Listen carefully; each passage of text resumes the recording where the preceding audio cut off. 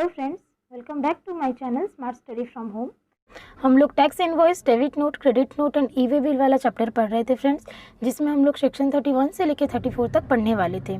ठीक है, section 31 almost complete हो चुका था। हम लोग जो 8 क्लॉजेस थे ए से जी तक वो कंप्लीट कर लिए थे। अभी कुछ रूल्स बचे हैं 2-4, जैसे कि डिलीवरी चालान वाला हो गया एंड कुछ स्पेशल केसेस है वो हम कवर अप करेंगे। फिर नेक्स्ट वीडियो में हम लोग 32 से लेकर 34 तक कवर अप करेंगे एंड फिर हमारा ये चैप्टर ख़त्म हो जाएगा।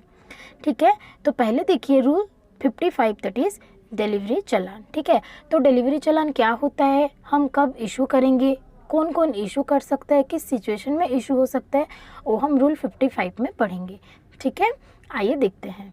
देखिए फ्रेंड्स, जब मैंने आप लोगों को सेक्शन 31A पढ़ाया था, ठीक है, जब मैंने 31(1) का ए भी था ना, जब 31(1) मैंने पढ़ाया था तब मैंने आप लोग को बताया था गुड्स के बारे में। ठीक है, कि जो time of issue of invoice होता है, जो लास्ट टाइम होता है, ठीक है, वो क्या होता है, उसमें 2 केसेस थे। एक तो था मूवमेंट ऑफ गुड्स इन्वॉल्व है और एक था मूवमेंट ऑफ गुड्स इन्वॉल्व नहीं था।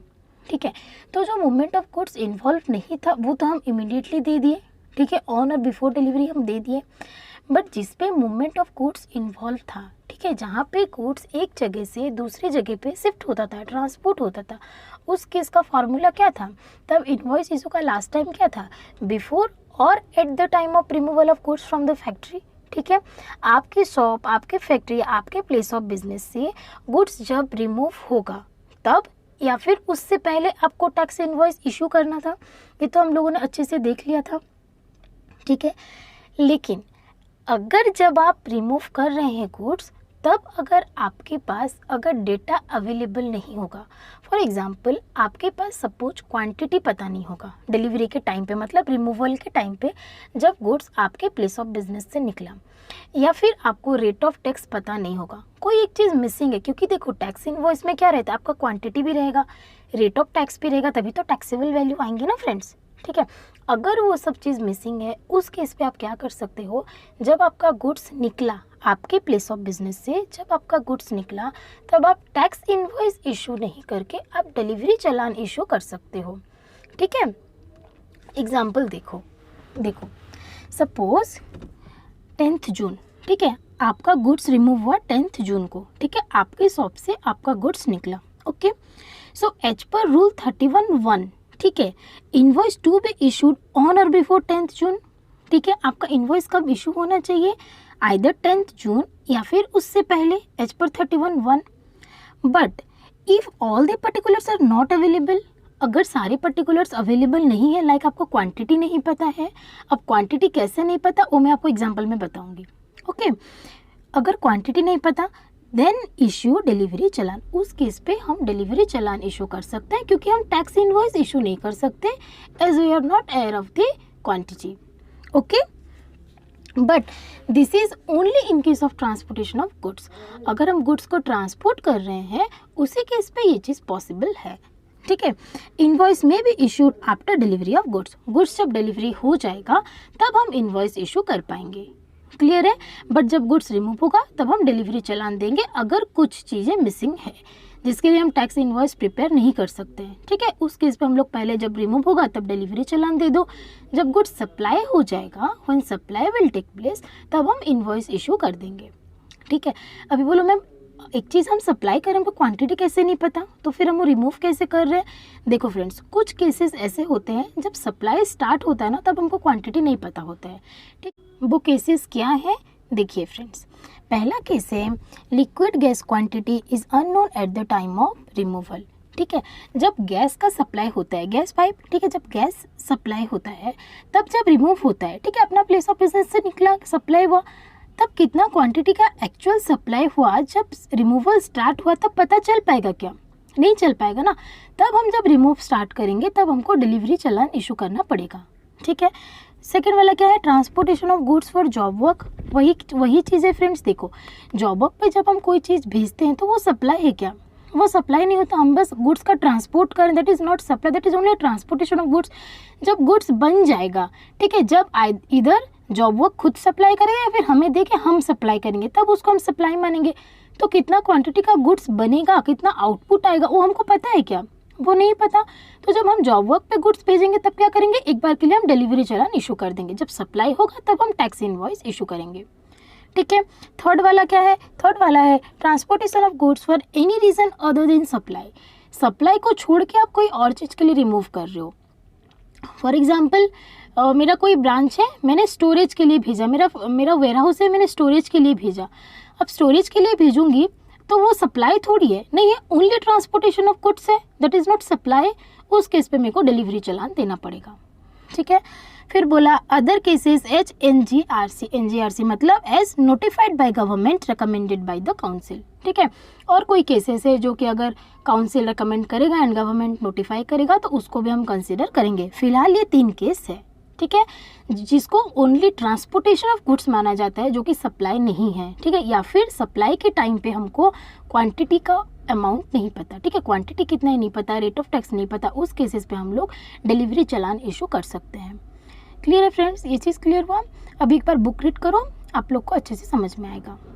देखिए फ्रेंड्स, बुक में क्या लिखा है देखिए डिलीवरी चालान रूल 55। ठीक है, देखो rule 55 specifies the cases where at the time of removal of goods may be removed on delivery challan. Okay, these are provided in the following table। कब हम गुड्स को रिमूव करते टाइम डिलीवरी चालान के help से हम remove कर सकते हैं, टैक्स इनवॉइस की ज़रूरत नहीं है, वो केसेस रूल 55 बताता है। ठीक है, देखो नेचर ऑफ सप्लाई क्या बोला, supply of liquid gas where the quantity at the time of removal from the place of business of the supplier is not known। ठीक है, मैं आपको ये चीज़ पहले ही बता दी कि जब लिक्विड गैस का रिमूवल होता है तब हमको क्वांटिटी पता नहीं होता है। ठीक है, दूसरा केस क्या बोला, transportation of goods for job work. ठीक है, तीसरा क्या बोला, transportation of goods for reason other than by way of supply. ठीक है, जो सप्लाई नहीं, दैट मीन्स मैंने एग्जांपल दिया था स्टोरेज वाला। ठीक है, such other supplies as may be notified by the board. ठीक है, तो उस केस पे हमको क्या करना पड़ेगा, डिलीवरी चालान इशू करना पड़ेगा। ऑफ कोर्स जो भी आप डिलीवरी चालान इशू करेंगे उसका एक सीरियल नंबर होना चाहिए। ठीक है, तो serially number not exceeding 16 character in one और multiple series at the time of removal of the goods for transportation. जब गुड्स रिमूव होगा तब डिलीवरी चालान काट दो एंड उसका सीरियल नंबर होना ज़रूरी है। ठीक है, अब डिलीवरी चालान में पर्टिकुलर्स क्या क्या रहेंगे, देखो ऑफ कोर्स देखो नॉर्मल बात है, डेट तो रहेगा ही, इनवॉइस का नंबर रहेगा ही। ठीक है, सप्लायर का डिटेल्स रहेगा, अगर कंसाइनी मतलब जो रिसिपिएंट है वो रजिस्टर्ड है तो उसका भी डिटेल्स रहेगा। ओके, क्वांटिटी हमको पता नहीं है इसीलिए डिलीवरी चालान दे रहे हैं, तो क्वांटिटी लिखेंगे तो प्रोविजनल लिखेंगे, अप्रोक्सीमेट लिखेंगे। ठीक है, HSN कोड रहेगा, ऑफकोर्स डिस्क्रिप्शन रहेगा, टैक्सेबल वैल्यू रहेगा। Okay, tax rate and amount of central tax, state tax, IG, state, union territory tax जो भी होगा वो लिखना पड़ेगा। प्लेस ऑफ सप्लाई लिखना पड़ेगा, इंटरस्टेट मूवमेंट एंड सिग्नेचर भी रहेगा। ओनली एक चीज़ रहेगा क्वांटिटी, बिकॉज हम क्वांटिटी पता नहीं है तभी डिलीवरी चालान दे रहे हैं। ठीक है, तो क्वांटिटी प्रोविजनल लिखेंगे, बाकी सब एज यूजुअल रहेगा। क्लियर है। अभी देखो मैम हम डिलीवरी चालान का कितना कॉपी इशू करेंगे, फ्रेंड्स डिलीवरी चालान का 3 कॉपी इशू होता है, ट्रिप्लिकेट में इशू होता है। ठीक है, मैंने हमेशा बताया था ओरिजिनल जो होता है वो हमेशा बायर के लिए होता है। ठीक है, यहाँ पे कंसाइनी बोला क्या है, कंसाइनी मतलब हमारा जो बायर है दैट इज कंसाइनी, हम सप्लाई कर रहे हैं, हम होते हैं कंसाइनर। ठीक है, तो जो ओरिजिनल होगा वो बायर का होता है, दैट मीन्स कंसाइनी का है। जो डुप्लीकेट होता है मैंने बोला हमेशा ट्रांसपोर्टर का होता है, और जो लास्ट कॉपी होता है ट्रिप्लीकेट वाला थर्ड कॉपी वो हमेशा सप्लायर का होता है। ठीक है, तो यहाँ पे वही चीज़ दिया है फ्रेंड्स। ठीक है, जो ओरिजिनल कॉपी है वो ओरिजिनल फॉर कंसाइनी जो कि बायर होता है, duplicate copy duplicate for transporter. Okay, जो मिडिल मैन है जो ट्रांसपोर्ट कर रहा है, एंड जो ट्रिप्लीकेट कॉपी होता है वो कंसाइनर मतलब सप्लायर के लिए होता है। ठीक है, फिर देखो declaration in e-way bill where goods are being transported on a delivery challan in lieu of invoice the same shall be declared in e-way bill। अभी ई-वे बिल क्या होता है ये मैं आपको नेक्स्ट क्लास में पढ़ाऊंगी। ओके, तो जब हम डिलीवरी चालान के तहत गुड्स को रिमूव कर रहे हैं तो वो चीज़ आपको ई-वे बिल में मेंशन करना पड़ेगा कि इसका टैक्स इनवॉइस नहीं है, इसको हम डिलीवरी चालान के तहत रिमूव कर रहे हैं। ठीक है, डिक्लेरेशन देना पड़ेगा। क्लियर है। फिर बोला tax invoice to be issued after delivery of goods. Of course आपका जब गुड्स डिलीवर्ड हो जाएगा तब आपको टैक्स इनवॉइस इशू करना पड़ेगा, मतलब जब सप्लाई टेक प्लेस होगा, जब सप्लाई कंप्लीट हो जाएगा तब आपको डिलीवरी चालान के बदले डिलीवरी चालान आपने काट दिया होगा, उसके बाद आपको उसके रिस्पेक्टिव टैक्स इनवॉइस काटना पड़ेगा। ठीक है, देखो Where the goods being transported are for the purpose of supply to the recipient, but the tax invoice could not be issued at the time of removal of goods for the purpose of supply. The supplier shall issue a tax invoice after delivery of the goods. Clear है? Clear हुआ delivery चलान वाला? अभी तो छोटे छोटे case है. देखो, goods transported in SKD और सीकेडी कंडीशन और इन बैचेस और लॉट्स. ठीक है, एसकेडी सीकेडी क्या होता है friends? Semi knockdown and complete knockdown. ठीक है, सेमी नॉकडाउन का जैसे आप एक फ़ैन परचेज किए. ठीक है, फ़ैन कैसे आता है? उसका जो विंग्स होता है वो अलग रहता है. ठीक है, और उसका जो मिडिल वाला पार्ट होता है वो अलग रहता है. वो एक डब्बे में पैक होकर आता है, हम लोग फिर उसको जॉइंट करके लगाते हैं. उसको बोलते हैं सेमी नॉकडाउन. ठीक है, मतलब कोई चीज़ जो है वो पार्ट्स में है, हम लोग उसको जॉइंट करके फिटिंग करेंगे, गुड्स बनाएंगे. ठीक है, और कंप्लीट नॉकडाउन जो पूरा टूट के आता है. ठीक है, पूरा अलग अलग रहता है, उसको जॉइंट करना पड़ता है. Semi knockdown and complete knockdown. Okay, जैसे कि बाइक आता है उसमें सीट नहीं रहता, सीट अलग आता है, दैट इज सेमी नॉकडाउन. ठीक है, तो ये होता है semi knockdown and complete knockdown, CKD and SKD. ठीक है, या फिर आपने बैच में या लॉट में गुड्स भेजा. ठीक है, मैंने आपको कुछ मांगा है, आपने बोला कि एक बार में नहीं जाएगा, 10 लॉट में जाएगा. ठीक है, तो हर दिन एक एक लॉट जाएगा आपके पास. तो उस केस पे फ्रेंड्स इन्वॉइस तो एक बनेगा. फाइन, 10 लॉट जाए या 50 लॉट जाए, एक ही इन्वॉइस बनेगा. ठीक है, क्योंकि परचेज एक ही बार में हुआ है, सप्लाई एक ही बार में हो रहा है. ठीक है, बैचेस में जा रहा है बट सप्लाई तो एक ही बार में वो क्वांटिटी आके बोल के गया ना. ठीक है, तो उस केस पे एक बार जो गया तो हम इन्वॉइस दे भी देंगे. जो 10 दिन मेरा जाएगा, 10 बार में जाएगा, क्या मैं हर बार में टैक्स इन्वॉइस दूंगी? नहीं फ्रेंड्स, आपको हर बार में टैक्स इन्वॉइस देने की ज़रूरत नहीं है. आप हर बार में डिलीवरी चलान दे सकते हैं. ठीक है, फॉर एग्जाम्पल आपको 100 बैग्स कुछ भेजना है, आपने 10-10 बैग करके 10 लॉट में भेजा. तो पहले क्या करो, 100 बैग्स का आप क्या करो, एक टैक्स इन्वॉइस काट दो. ठीक है, एक टैक्स इन्वॉइस बना दो. उसके बाद एवरी लॉट के लिए आप डिलीवरी चलान बनाओ 10-10 बैग का. ठीक है, पहला लॉट गया 10 बैग का डिलीवरी चलान, दूसरा लॉट गया 10 बैग का डिलीवरी चलान. ओके, उसके साथ जो इन्वॉइस का जो कॉपी है, ठीक है, इन्वॉइस का एक कॉपी जेरोक्स कॉपी बना लो एंड उसको ऐड कर दो डिलीवरी चलान में एंड दे दो. ईच लॉट में आपको वो देना है. एंड जब सप्लाई कंप्लीट हो जाएगा लास्ट लॉट में आपको ओरिजिनल इन्वॉइस देना है. ठीक है, तो जब गुड सेमी नॉकडाउन हो, कंप्लीट नॉकडाउन हो या फिर लॉट या बैचेस में जा रहा हो तो ये चीज़ किया जाता है. ठीक है, वही चीज़ इसमें दिया है, पढ़ो. Where the goods are being transported in a semi knocked down or completely knocked down condition or in batches or lots, the supplier shall issue the complete invoice before dispatch of the first consignment. ठीक है, first consignment जब गया, पहला lot जब गया 100 bags का था, 10 bag जाने वाला था, उससे पहले आपको क्या करना पड़ेगा, कंप्लीट इन्वॉइस 100 बैग्स का आप लोग इन्वॉइस बना दो. ठीक है, फिर क्या बोला, the supplier shall issue a delivery challan for each of the subsequent consignment giving reference of the invoice.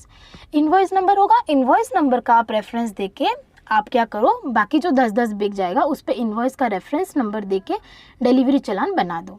ठीक है, copies of the corresponding delivery challan shall be accompany each consignment along with the duly certified copy of the invoice. एक copy invoice का भी उस पर जोड़ दो. Original copy of the invoice will be sent along with the last consignment. जब last वाला 10 week वाला जाएगा उसके साथ आप ओरिजिनल इन्वॉइस भी भेज दो. क्लियर है ये चीज़? ठीक है, देखिए फ्रेंड्स, वही चीज़ मैंने कॉपी में लिखी है. देखो, when goods are transported in batches, lots और एसकेडी और सीकेडी फॉर्म. ठीक है, तब हमको क्या करना है, देखो, issue complete invoice before dispatch of first consignment. First consignment जब जाएगा उससे पहले आप लोग कंप्लीट इन्वॉइस इशू कर दो. Then issue delivery challan for each consignment giving reference of the invoice. Invoice का रेफरेंस देके आप लोग डिलीवरी चलान इशू कर दो plus copy of invoice. Original invoice का एक कॉपी भी उसमें अटैच कर दो. And original invoice shall be sent along with the last consignment. जब लास्ट कंसाइनमेंट जाएगा तब आप ओरिजिनल इन्वॉइस दे दो. क्लियर है? अभी देखो, उसके बाद एक छोटा सा चीज़ और है, उसको पढ़ते हैं. ठीक है, देखिए, उसके बाद बोला, देखो, goods transported on approval basis and art work carried for exhibition. देखो फ्रेंड्स, क्या होता है, हम लोग गुड्स अप्रूवल बेसिस में भेजते हैं. ये भी हम लोग पहले पढ़ चुके हैं. ठीक है, कि आज मैंने आपको बोला मैं सप्लायर हूँ, आप रिसिपेंट हो. मैंने बोला कि मेरे पास कुछ नए माल है, आप लोगे क्या? आपने बोला सर पता नहीं चलेगा, ऐसे मैंने कभी वो चीज़ देखा नहीं है, आप भेज दो, मेरे को पसंद आएगा तो रखूँगा या फिर मेरे को जितना चाहिए रखूँगा, बाकी मैं रिटर्न कर दूँगा. ठीक है, इसको बोलते हैं goods transported on approval basis. वो जब अप्रूव करेगा तभी सप्लाई होगा, तब तक वो ट्रांसपोर्टेशन ऑफ गुड्स ही है. ठीक है, तो मैंने गुड्स भेजा, सामने वाला अप्रूव करेगा तभी सप्लाई होगा. तो जब मैं भेजूंगी तब मैं टैक्स इनवॉइस कैसे दे सकती हूँ? मुझे तो क्वांटिटी ही नहीं पता, मुझे ये भी नहीं पता वो सप्लाई होगा या नहीं होगा. एट दैट टाइम मुझे क्या करना पड़ेगा, डिलीवरी चालान में दे सकती हूँ, ठीक है। एंड सेकंड केस क्या बोला, art work carried for exhibition. देखो फ्रेंड्स क्या होता है, सपोज एक बुक फेयर लगा, ठीक है, ओडिशा में बुक फेयर लगा है, आप आए अपने शॉप से, आपको बुक फेयर पे लगाना है, आप सपोज 200 या 500 बुक्स लेके आए लगाने के लिए, ठीक है। जब आप अपने शॉप से निकले तब तो आप 500 बुक्स लेके निकले, लेकिन एग्जीबिशन में कितना सेल होगा ये आपको पता है क्या? आपको क्वांटिटी पता है क्या कि एग्जीबिशन में आप कितना सेल करने वाले हो या फिर कितना सप्लाई होने वाला है? आपको नहीं पता तो उस केस पे आप टैक्स इनवॉइस कैसे इशू करोगे? आपको तो क्वांटिटी ही नहीं पता ना, ठीक है। तो उस केस पे आप डिलीवरी चालान के तहत गुड्स को अपने शॉप से रिमूव कर सकते हो, ठीक है। एंड जब सप्लाई हो जाएगा तब आपको, जब आप एग्जीबिशन में आ गए, अभी मैं एक बुक खरीदी तो आपको इनवॉइस काटना पड़ेगा। कैसे काटोगे, तो आपको साथ में आपका इनवॉइस बुक भी कैरी करना पड़ेगा, ठीक है। तो ये दो केस एक्सेप्शन है, जहाँ पे एक एग्जीबिशन वाला केस, ठीक है, और एक goods transport on approval basis पे। तो जब अप्रूव हुआ तब आपको सप्लाई होगा, तो आपको आपका इनवॉइस बुक कैरी करना पड़ेगा। गुड्स ऑन अप्रूवल वाला मैंने पहले भी बोला था कि आपको इनवॉइस बुक कैरी करना पड़ता है, प्रीवियस लेक्चर में मैंने बताया था ये चीज़, ठीक है, 2-3 क्लास पहले। तो goods transported on approval basis and art work carried for exhibition, in such cases transportation of goods taken place but no supply, ठीक है। तो इस केस पे क्या होता है, गुड्स ट्रांसपोर्ट होता है बट सप्लाई नहीं होता है, ठीक है। सो इस केस पे क्या करना है, आपको डिलीवरी चालान देना है, प्लस अगर ई वे बिल ज़रूरत पड़ेगी, जो कि हम नेक्स्ट क्लास में पढ़ेंगे, तो ई वे बिल भी देना पड़ेगा, प्लस कैरी इनवॉइस बुक। आपको साथ में आपका इनवॉइस बुक कैरी करके जाना पड़ेगा, एंड जब सप्लाई होगा तब आप इनवॉइस काट के देंगे। क्लियर है फ्रेंड्स? देखिए फ्रेंड्स, इसका एक बुक में अच्छा सा एग्जाम्पल दिया है, देखिए, delivery challan to be issued for goods moved for supply on approval basis and art works sent by artist to galleries for exhibition. देखो, suppliers of jewelry etc. who are registered in one state may have to visit other state other than their state of registration and need to carry the goods along for approval, ठीक है। वो लोग क्या कहीं और जाके बोलेंगे कि आप गुड्स को अप्रूव करेंगे तब वो लोग सप्लाई करेंगे। In such cases if jewellery etc. is approved by the buyer then the supplier issues a tax invoice only at the time of supply। जब अप्रूव होगा तभी वो क्या करेगा, टैक्स इनवॉइस इशू करेगा। Since the supplier are not able to ascertain their actual supplies beforehand and which ascertainment of tax liability in advance is a mandatory requirement for registration as a casual taxable person, the supplier is not able to register as a casual taxable person, ठीक है। Such goods are also carried within the same state for the purpose of supply। within the state हो या फिर interstate हो, वो matter नहीं करता, आपको पता नहीं है क्वांटिटी क्या है, आप डिलीवरी चालान इशू कर दो। In view of relevant provision of Rule 55, it is clarified that the goods which are taken for supply on approval basis can be moved from the place of business of the registered supplier to another place within the same state or to a place outside the state on a delivery challan along with the e-way bill wherever applicable। जहाँ पे होगा वहाँ पे e-way bill भी जाएगा, and the invoice may be issued at the time of delivery of goods, ठीक है। आप डिलीवरी चालान के साथ प्लस ई-वे बिल अगर ज़रूरत हो तो आप भेज दो गुड्स को, एंड जब डिलीवरी हो जाएगा, सप्लाई हो जाएगा, टाइम ऑफ सप्लाई के टाइम पे हम लोग इनवॉइस इशू कर देंगे। क्लियर है फ्रेंड्स? देखो, फिर वही आर्टिस्ट सप्लाई ऑफ आर्टवर्क वाला दिया है, ठीक है। Other than state invoice they are registered as a taxable person and if the artwork is selected by the buyer. अगर आप एग्जीबिशन पे जा रहे हो, आर्टवर्क का केस है, तो जब सिलेक्ट करेगा बायर तभी ना सप्लाई होगा, ठीक है। जब अगर सिलेक्ट कर लिया then the supplier issues a tax invoice only at the time of supply, ठीक है। ये चीज़ क्लियर है? तो आप कैसे करोगे, आपको आपका इनवॉइस बुक जो है वो कैरी करना पड़ेगा, ठीक है। उसके बाद द लास्ट थिंग 31 में जो हम पढ़ेंगे रूल्स के साथ, वो ये है friends, supplier permitted to issue any document other than tax invoice provided to section 31 to read with rule 54, ठीक है। रूल 55 वहाँ पे कंप्लीट हो गया, जो कि डिलीवरी चालान वाला ओनली बात था, ठीक है।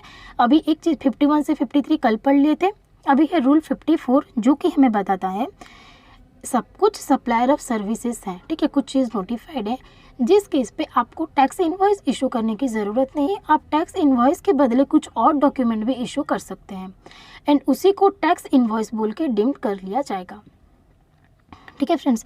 अभी आप बोलोगे मैम ऐसे क्यों होता है? बिकॉज कुछ सर्विस प्रोवाइडर ऐसे हैं फ्रेंड्स जिनको दिन में बहुत सारे ट्रांजेक्शन करने पड़ते हैं, इनफैक्ट आवर्स में बहुत सारे ट्रांजेक्शन करने पड़ते हैं। फॉर एग्जांपल बैंक हो गया, ठीक है। आप खुद सोचो, एक बैंक में 1 मिनट में बहुत सारे ट्रांजेक्शन होते हैं, 1 आवर में बहुत सारे ट्रांजेक्शन होते हैं, तो क्या वो इस ट्रांजेक्शन के लिए टैक्स इनवॉइस इशू कर पाएगा ना? कॉम्प्लिकेशंस हो जाएंगे। तो क्या बोला गया, आप टैक्स इनवॉइस इशू मत करो, आप कोई और डॉक्यूमेंट इशू कर सकते हो, ठीक है। लेकिन आपको क्या करना पड़ेगा, कुछ चीज़ें हैं, कुछ पर्टिकुलर्स हैं जो आपको कंपल्सरीली उस डॉक्यूमेंट में भी मेंशन करना पड़ेगा, ठीक है। वो टैक्स इनवॉइस नहीं है तो आपको सीरियल नंबर, ठीक है, ये सब चीज़ मैंडेटरी नहीं है, रिसिपेंट का डिटेल्स मैंडेटरी नहीं है, बट कुछ चीज़ें हैं जो आपको कंपल्सरीली डॉक्यूमेंट पे मेंशन करना पड़ेगा, ठीक है।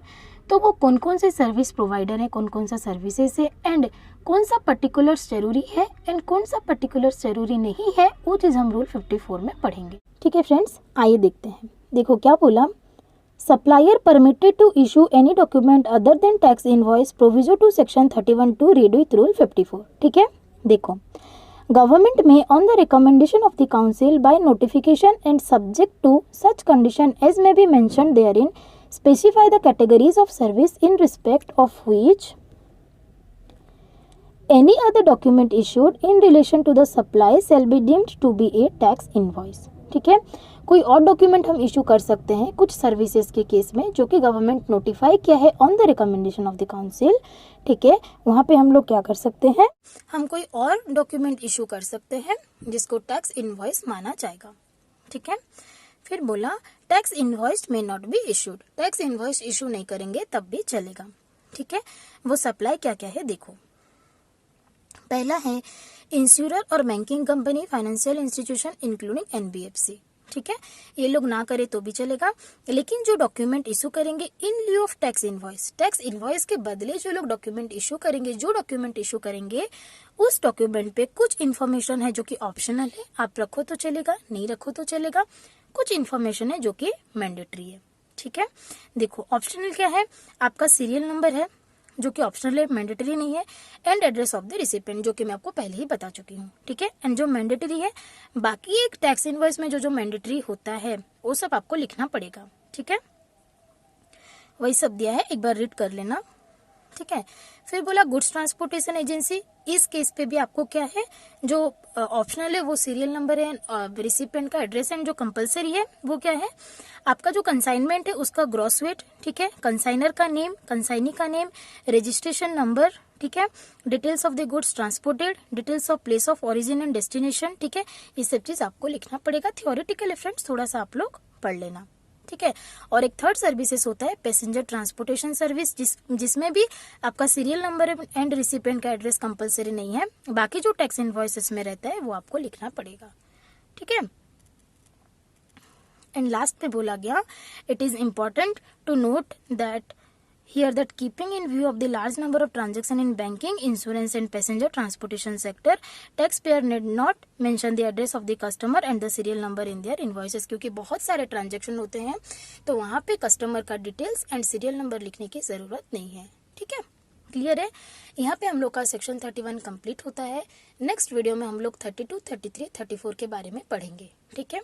जो 32 है फ्रेंड्स वो आप लोग को बताता है कि कौन टैक्स इनवॉइस इशू नहीं कर सकता है, ठीक है।